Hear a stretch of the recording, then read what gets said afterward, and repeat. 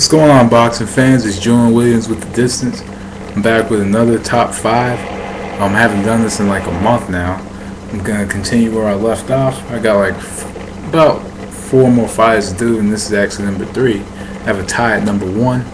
I'll do number 2 tomorrow. I'll do number 1 Thursday. So number 3, as you can tell by the title, my number 3 is Pernell Whitaker.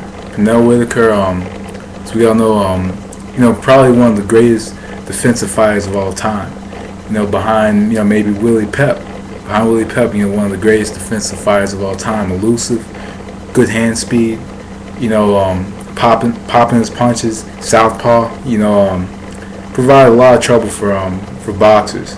Among all the welterweights, even today, and even in the past era, Pernell Whitaker provides a lot of trouble because, one, his elusiveness, and 2, his good hand speed. Elusiveness, his reflexes, good hand speed. That pretty much sums it up for him. One of the best, complete boxers of all time, if you ask me. Because it was like this. I think that with Pernell Whitaker, what basically made Pernell Whitaker, was his defense. That's what a lot of people remember him for. If you guys, haven't had a chance, check out some old matches and not highlights, matches with Pernell Whitaker, because you could tell Pernell Whitaker, was very fundamentally sound.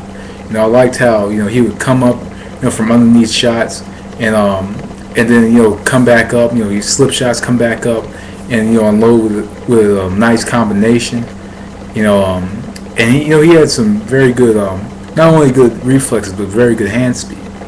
One match that will always stand out to a lot of boxing fans is the matchup against Julio Cesar Chavez.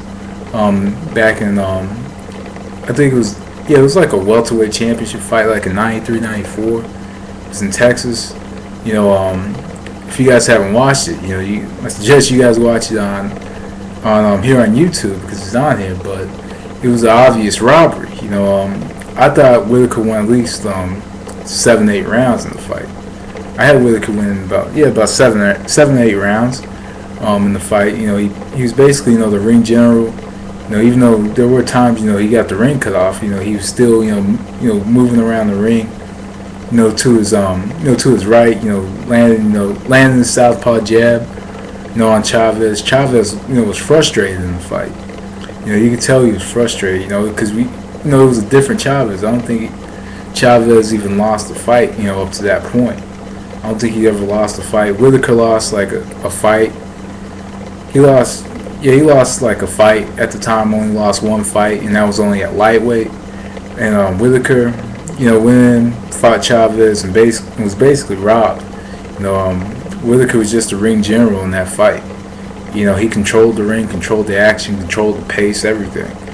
There were times that Chavez got in on the inside and landed some pretty good shots, but he didn't necessarily do it the full 12. He didn't. I just thought he was outworked and out-hustled. Whitaker was getting his shots off first, so I didn't understand how the fight was a draw. I just thought Whitaker won. And that's something that really stands out to me for the career of Pernell Whitaker. Is that robbery, because if he would have beaten Chavez, who knows what would happen. I thought there should have been a rematch at least for that fight. Should have been a rematch.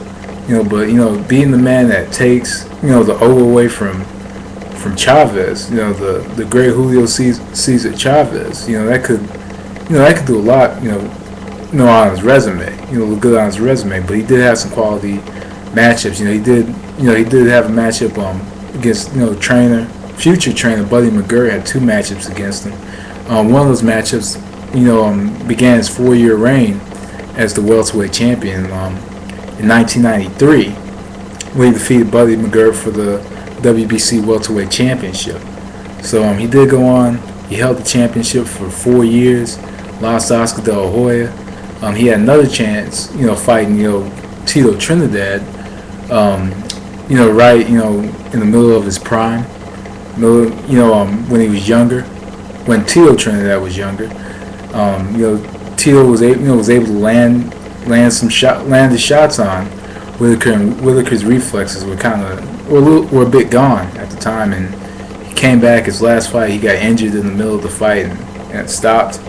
Unfortunately, which wasn't really a way to end the great career like Whitaker, but I guess it showed that it was time to go. It was time to hang up the gloves. But anyway, that's my number 3 in my top 5 welterweights, Pernell Whitaker. But anyway, I'll be back tomorrow with number 2. But anyway, thanks for watching. That was Distance. Peace.